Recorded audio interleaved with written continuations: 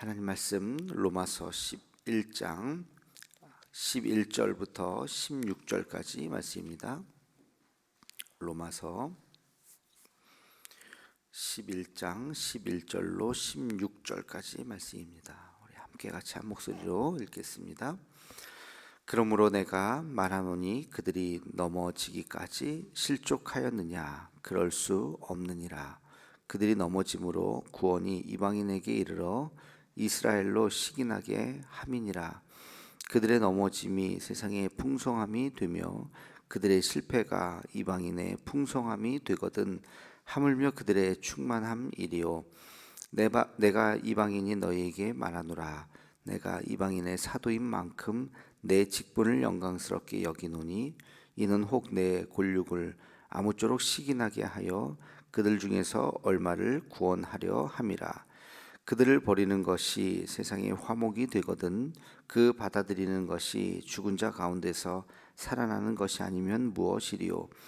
제사하는 처음 익은 곡식 가루가 거룩한즉 떡덩이도 그러하고 뿌리가 거룩한즉 가지도 그러하니라. 아멘. 계속해서 이스라엘에 대한 바울의 입장과 해석이 전개가 되고 있습니다.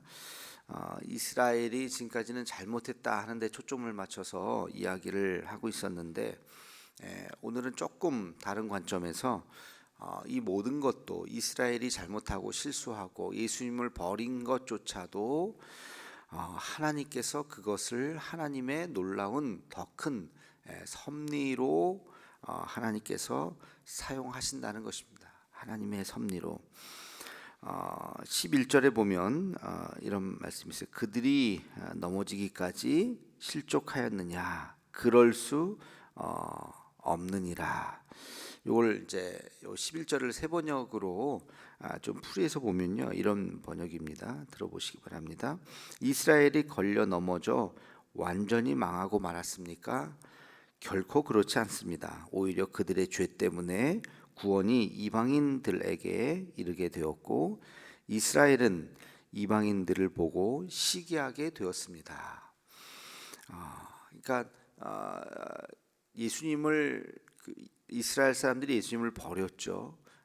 그래서 하나님께서 그 단순하게 그것을 보고 심판하는 것이 아니라 이 상황을 오히려 이방인들이 예수님을 받아들이게 함으로써 이방인들을 통해서 유대인들을 다시 구원시키게 하시는 하나님의 더 큰 그림을 그리게 하셨다라는 것입니다. 우린 여기서 하나님의 섭리라고 하는 그런 단어를 좀 생각해 볼 수가 있어요. 이스라엘이 예수님을 거부해서 단순히 이스라엘을 심판하고 끝나는 것이 아니라 하나님의 섭리는 그 예수님을 이방인들이 예수님을 받아들이게 하는 것이죠. 그러면서 이방인들도 구원을 얻고 그것을 시기한다는 표현을 썼어요. 그것이 다시 유대인들이 다시 복음을 받아들이게 되는 그런 계기가 되게 하실 것이다. 이것이 바울의 더 큰 관점인 것입니다. 그러니까 예수님과 유대인과의 관계만이 아니라 예수님과 이방인과의 관계, 이방인과 다시 유대인과의 그런 관계로 보게 되는 것이죠. 우리의 실패는 하나님 안에서 성공의 출발이다 하는 것을 여러분이 잊지 않으시기 바랍니다. 우리의 실패, 우리의 눈으로 봤을 때는 이건 실패야, 잘못했어, 잘못된 결정이었어, A를 선택했어야 되는데 B를 선택한 것 명백히 잘못이죠.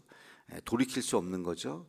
그러나 하나님께서는 우리가 B를 선택했다고 하는 그 잘못을 통해서도 하나님께서는 더 큰 그림을 그리실 수가 있다는 것입니다. 그래서 더 세월이 지나고 나니까 이것은 A를 선택했을 때보다 훨씬 더 B를 선택한 것이 더 큰 의미가 있구나 하는 것을 나중에 가서 깨닫게 되는 것이죠.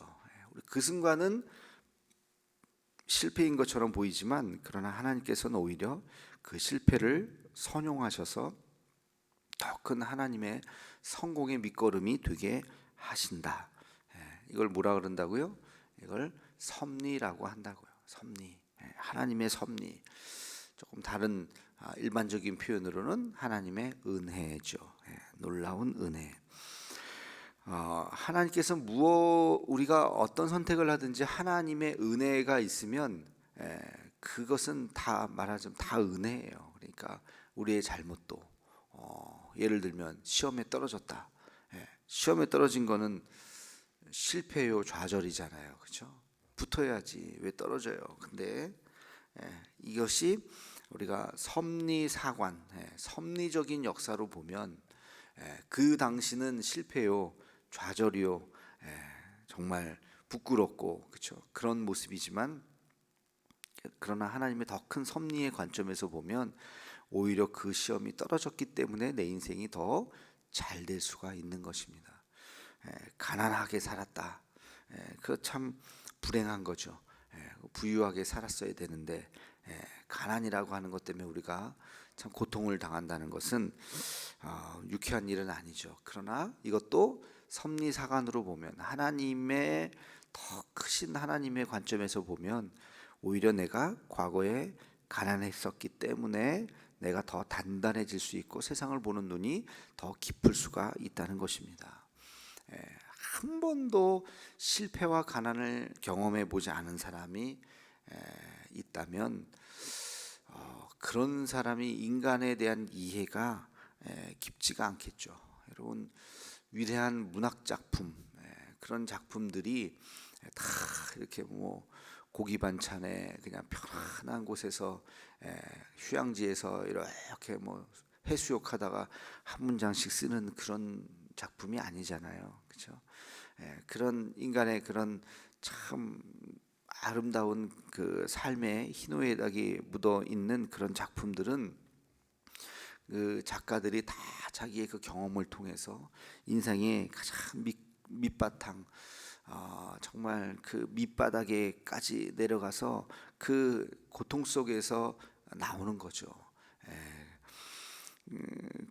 그 경험 그리고 그 체험 그 간절함 그것이 다 작품 속에 다 묻어 있는 거예요. 지난번에 나훈아 씨가 15년 만에 나와서 대히트를 치고 또 사라져 버렸어요. 근데 그 사회자금으로 왜 이렇게 오랫동안 안 보였었습니까? 그러니까 11년 동안을 이제 방황을 하고 세상을 돌아다녔다는 거죠. 그래서 음악가는 자기의 마음속에 깊은 자기의 삶의 그것이 묻어 나와야 되는데 자기가 그것을 잃어버렸다. 그것을 되찾는데 11년이 걸렸고 그 11년 후에부터 이제 작곡을 한 게 지난번에 나왔던 그 아홉곡이라는 것입니다. 그러니까 굉장히 예술가로서 음악가로서 굉장히 정직한 이야기를 했다는 생각이 들어요. 그냥 짜내고 그냥 기계적으로 그냥 막 이렇게 하는 것이 아니라 정말 자기의 진심이 묻어서 나오기까지 11년의 세월 그리고 그것이 작품으로 나오기까지 15년의 세월이 걸렸다는 것입니다. 비록 나이는 70이 훌쩍 넘어버렸지만 그 음악에 대한 깊이는 훨씬 더 깊어지고 그것이 사람들에게 던져주는 감동의 메시지는 훨씬 더 크게 다가왔던 것이죠. 그러니까 이게 바울이 이스라엘 백성들을 이제 처음에 너무너무 사랑한다고 시작하잖아요. 9장부터 참 사랑을 하는데 그런데 이스라엘 백성들이 예수님을 거부해 버렸다. 십자가에 못 박았다. 이것만큼 큰 죄가 없고 이것만큼 참 부끄러운 유대인으로서 자신이 참 안타까운 일이지만 그러나 이것을 섭리사관으로 이렇게 가만히 보니까 이 일 때문에 오히려 이방인들이 구원을 얻게 되었고 이방인들이 역사의 주인공이 되게 되었고 그들을 통해서 하나님께서는 다시 유대인들을 복음을 받아들이게 하겠구나. 그리고 이 유대인들 안에는 누가 있어요? 지난 시간에 얘기했던 것처럼 남은 자들이 있는 거예요. 그 남은 자들과 함께 같이 이 유대인들이 예수님을 받아들이는 날이 언젠간 올 것이다. 이것이 바울의 역사관인 것입니다. 그 역사관을 우리는 하나님의 섭리사관이다, 뭐 이렇게 볼 수가 있는 것이죠. 이것을 믿을 때 여러분, 지금 제가 말씀드렸던 이 모든 것이 하나님의 은혜로 다 바뀔 수가 있다. 그렇죠? 내 실패까지도, 내 좌절까지도, 우리의 가난까지도, 우리의 굶주림까지도 모든 것이 하나님 안에서는 더 오히려 더 큰 하나님의 큰 그림이 있을 수 있다는 것을 믿으면 어떻게 될까요? 두려움이 없는 것이죠. 세상에 담대한 것이죠. 혹시 여러분 이쪽으로 가야 되나 저쪽으로 가야 되나 그 선택의 길에서 너무 머뭇거리지 마시고 기도하고 담대하게 이 길이 내 인간의 욕심의 길이 아니라 하나님의 뜻이다라고 생각하면 담대하게 그 길로 걸어가시는 거예요. 만약에 그것이 잘못됐다 할지라도 하나님께서 그것을 통해서 역사하신다라고 여러분 그렇게 믿으시기를 주님의 이름으로 축원합니다. 그러니까 너무 두려워하지 마시고 하나님 앞에 그렇게 주님과 함께 같이 믿음의 길 걸어가시기를 바랍니다. 또 한 가지 우리가 기억해야 될 것은 결국 하나님은 하나님의 뜻을 이루신다는 것입니다. 하나님은 하나님의 뜻을 이루신다. 하나님의 뜻을 결국에는 섭리사관이라는 것은 인간들이 잘못 선택했지만 그러나 하나님께서는 그것을 붙잡고 다시 선하게 만드시는 거예요. 예전에 이렇게 그림을 어렸을 때 그림을 이렇게 학교에서 그리다 보면 뜻대로 안 돼요. 잘못 그렸어요. 그래가지고 머뭇거리고 있으면 선생님이 와가지고 왜 그러니? 잘못 그렸어요. 이 나무가 여기 있는 게 아닌데 다시 그리면 좋겠어요. 그런데 선생님이 아니야. 그래서 선생님이 밑그림을 다시 이렇게 그려주죠. 그러면 야, 이 나무가 나는 지우려고 했었던 이 나무가 오히려 이 나무가 너무너무 중심이 되어갖고 숲을 이루게 되는 거예요. 선생님은 그런 능력이 있는 거죠. 그래서 우리는 그냥 이 나무를 뽑아버리고 싶은데 근데 선생님은 이 나무를 딱 중심에 놓고서 더 아름다운 그림을 그릴 수 있다. 이런 생각을 하실 때 하나님께서는 이 역사를 결국엔 궁극적으로 이 역사의 주인은 누구십니까? 하나님이시죠. 하나님께서 이 역사를 끌고 나가시는 것입니다. 자, 그렇다면 남는 건 뭐예요? 내가 쓰임을 받느냐, 쓰임 받지 못하느냐 라는 것입니다. 내가 하나님 편에서 하나님 앞에 쓰임 받느냐, 아니면 나 말고 다른 사람을 통해서 하나님께서 역사하시느냐. 내가 없으면 그 일을 못하는 게 아니에요. 내가 없다고 해서 그 일을 하나님이 안 하시는 게 아니라고요. 너가 못하겠느냐? 그러면 알겠다. 다른 사람을 통해서 한다. 여러분, 이 이야기가 바로 에스더서에 나옵니다. 모르드게가 에스더에게 바로 이야기를 합니다. 당신이 에스더여, 당신이 역사의 주인이 되어서 이 어려운 난국을 당신을 통해서 하나님께서는 역사하기를 원하시는데, 근데 에스더가 당신이 이 일을 회피하면 하나님께서는 다른 사람을 통해서 이 일을 하십니다.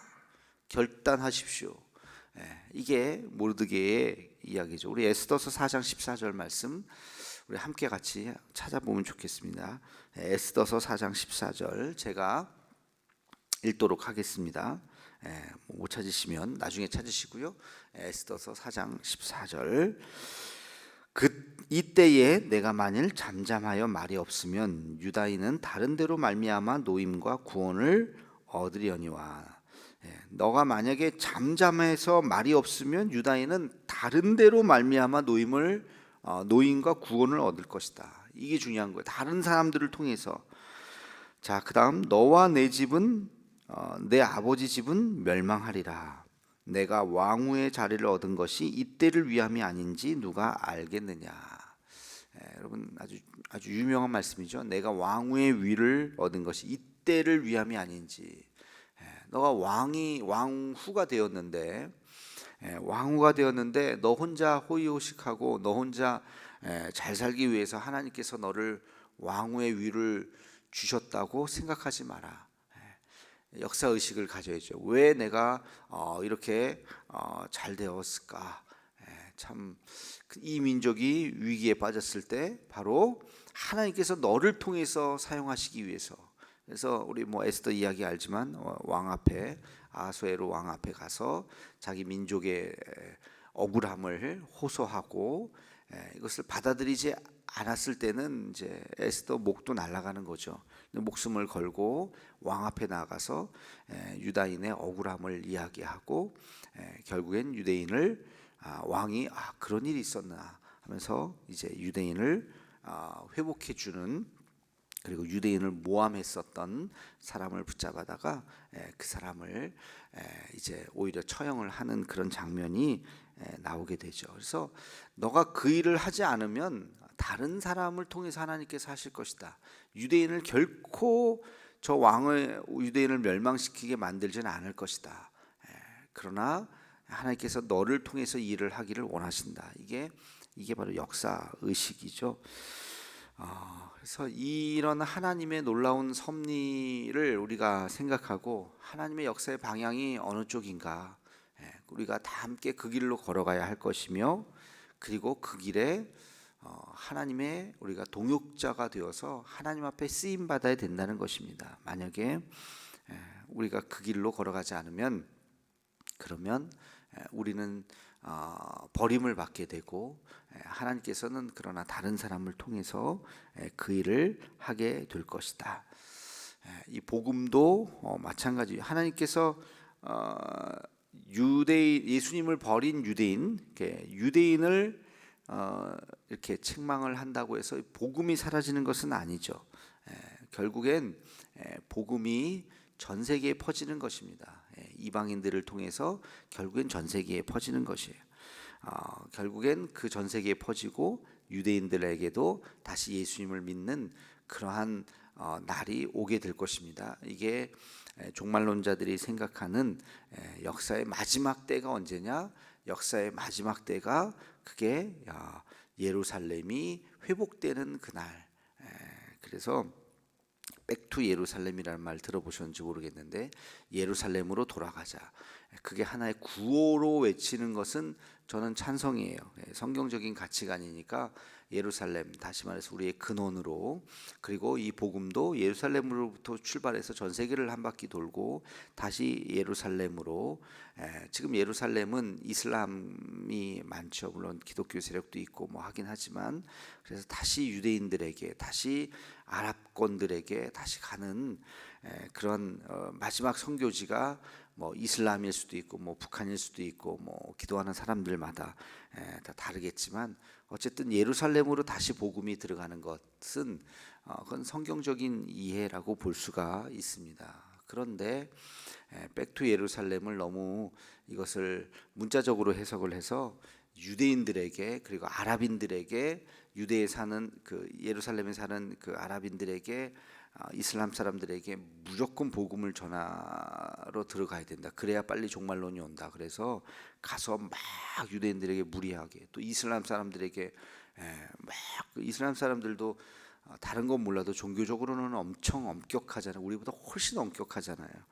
그런 사람들에게 복음을 막 전해서 종말을 땡기려고 하는 무리들이 있으니, 이 사람들이 바로 인터콥입니다. 인터콥. 어제 그제 계속 뉴스에들 나오고, 이번에 경북 상주에 모여갖고 3천 명이 집회를 이제 했다고 이제 보도를 했잖아요. 그래서 그것은 바른 종말 사관이 아니다.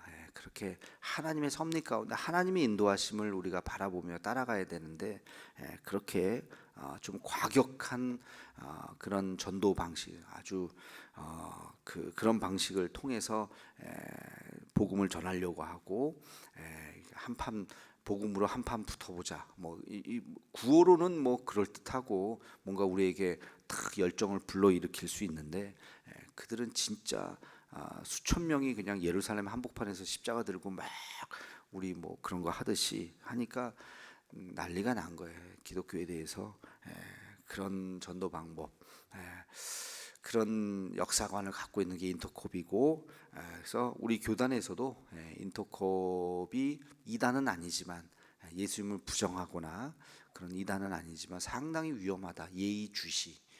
예의주시라고 하는 이단성에 가까운 지금 그렇게 판정이 되고 있어요. 그래서 조금 한 발자국만 더 이상한 짓 하면은 이단으로 판정할 수도 있어요. 그래서 지금 거기 경계선까지 이렇게 오고, 그래서 인터콥이 가급적이면 교인들이 인터콥이라고 하는 선교 단체에 가입하지 않도록 교회에서 지도를 하라라고 하는 총회 지침이 있습니다. 그래서 인터콥에서 하시는 분들도 아마 포항이 인터콥이 모르겠어요. 잘 되는지는 모르겠는데 우리 교회도 막 찾아오기도 하고 뭐 그랬어요. 그래서 저도 처음엔 인터콥에 대해서 굉장히 열린 마음이 있었는데 점점 이 친구들이 조금 너무 이렇게 극단적으로 치우치는, 뭐든지요 극단적으로 치우치다 보면 이단이 될 가능성이 커요. 제자 훈련 시킨다고 강하게 제자 훈련 시키는 건 좋은데 그러다가 어느 교회에서 뭐 똥도 먹이고 막 그랬잖아요. 당신이 똥도 먹을 수 있어야 된다. 그거는 극단적으로 가는 거죠. 그러니까 그거는 이제 잘못될 가능성이 큰 거죠. 그래서 인터콥이 좀 그렇습니다. 그래서 여러분들이 인터콥이 뭐야?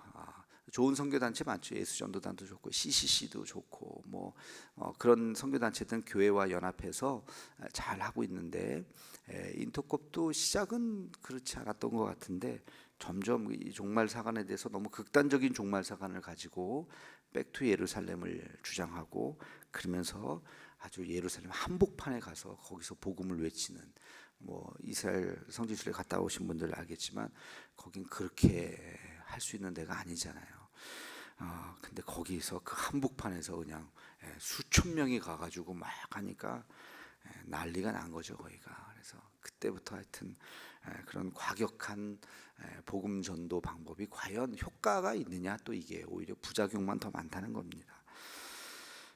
하여튼 우리 이스라엘 보면서 바울의 이스라엘에 대한 애증을 우리가 볼 수가 있을 겁니다. 결국엔 바울의 관심은 결국엔 이방인들에 대해서 어떻게 복음을 전하느냐, 이 역사관을 우리가 잘 기억하기를 소망합니다. 오늘의 묵상은 나는 하나님을 온전히 신뢰하고 있는가, 실패를 두려워하고 있는 것은 아닌가, 결국 하나님께서 선을 이루신다고 하는 것을 믿고 하나님 앞에 더 담대하게 주님 앞에 나아가는 우리가 되어야 하겠다라고 하는 것과, 또 한 가지는 거대한 하나님의 이 선교의 역사에 내가 쓰임받고 있는지 우리가 함께 같이 또 고민하고 기도하는 시간이 되기를 바랍니다. 기도하겠습니다. 사랑의 하나님, 주님의 은혜를 감사드립니다. 하나님, 우리가 하나님을 더 깊이 신뢰하게 도와주시고 두려워하지 않게 도와주시고 머뭇거리면서 아무 일도 하지 않는 어리석은 자가 되지 않게 도와주시며, 하나님의 선택이 어디 곳에 있든지 하나님 앞에 우리가 담대히 걸어갈 수 있는 우리들의 모습이 되게 하여 주시옵소서. 하나님, 거대한 이 선교의 역사, 하나님의 이 섭리 가운데서 우리가 쓰임받기를 원하오니 우리의 미약한 힘, 보잘것없고 작은 힘이라도 하나님 우리가 또 보탤 수 있도록 하나님 앞에 쓰임받는 우리가 되게 하여 주옵소서. 예수님의 이름으로 기도하옵나이다. 아멘.